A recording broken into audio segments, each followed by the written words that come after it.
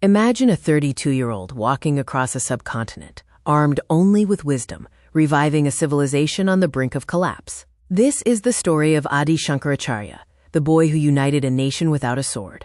Before Shankara, in the 8th century CE, India was spiritually fractured. There were 72 conflicting sects fighting over the supremacy of their chosen deity. Meaningless rituals had replaced true spiritual understanding, causing Sanatana Dharma to fade. In Kaladi, Kerala, Shankara was born to Shivaguru and Aryamba. Lord Shiva offered them a choice: a mediocre son who lives long, or a brilliant son who lives a short life. They chose the brilliant son. Shankara was a child prodigy. By age 8, he had mastered the Vedas, Puranas, and epics. He grasped Ekam Sat, the underlying unity of all things, enchanting the wise and terrifying local scholars. In an act of compassion over ritual, Shankara begged for alms and met a woman so poor she only had a single dried gooseberry to give. Moved by her sacrifice, he composed the Kanakadara Stotram, invoking goddess Lakshmi, causing golden gooseberries to rain down.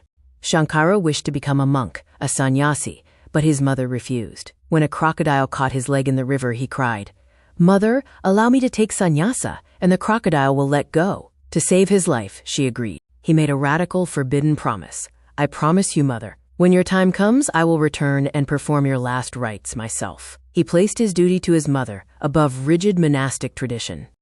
At the tender age of 8, Shankara walked barefoot from Kerala to central India, traversing dense forests and mountains for months, searching for his guru on the banks of the Narmada River. He found his master, Govinda Bhagavatpada, in a cave. When asked, "Who are you?"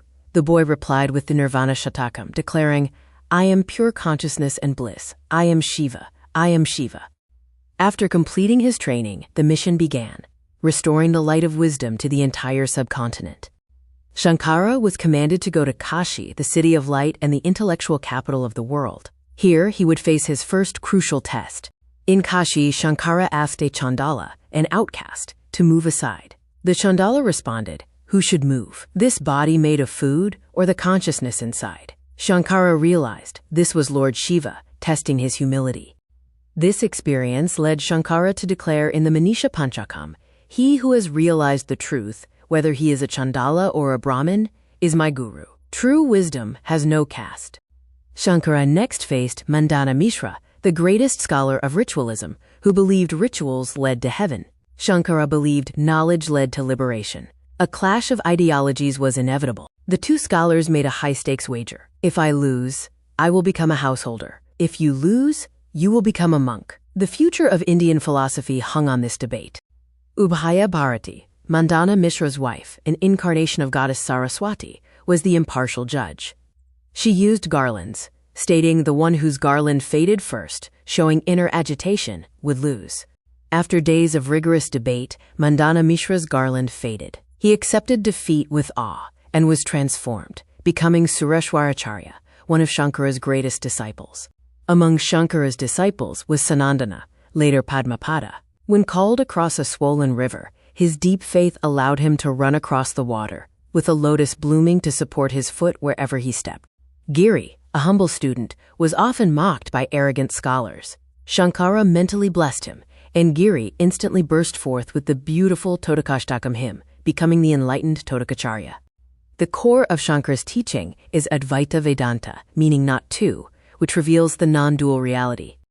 Advaita teaches that there is no separation between the creator, Brahman, and the individual soul, Atman. The great dictum, Tattvam Asi, means you are that divine reality.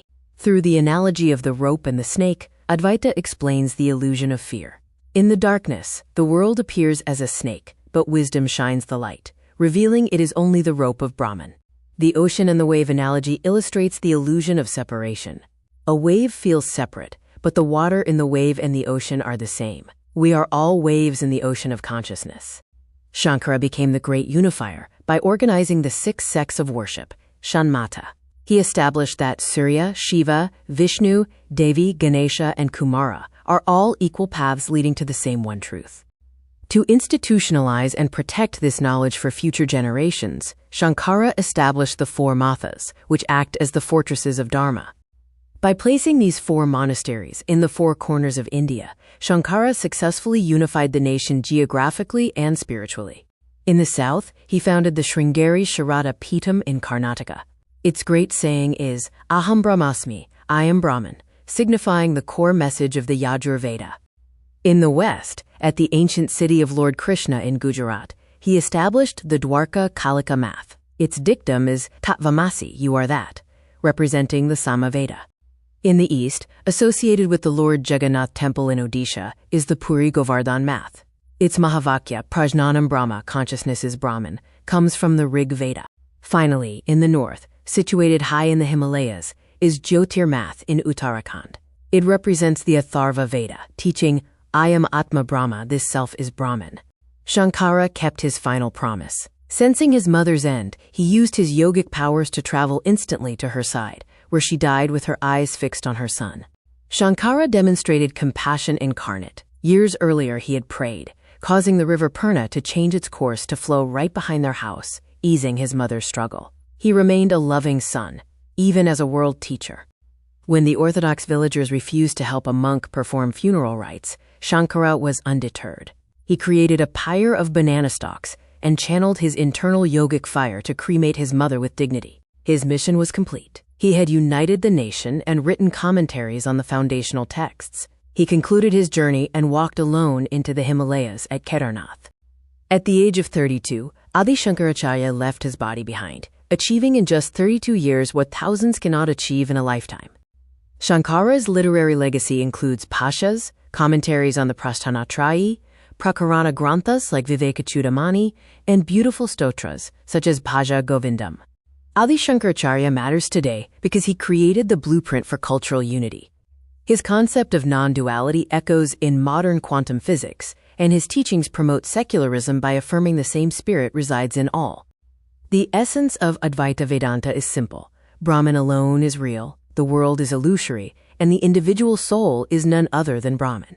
Adi Shankaracharya was a revolutionary, a poet, a mystic, and a reformer. His eternal light continues to guide seekers from darkness to light.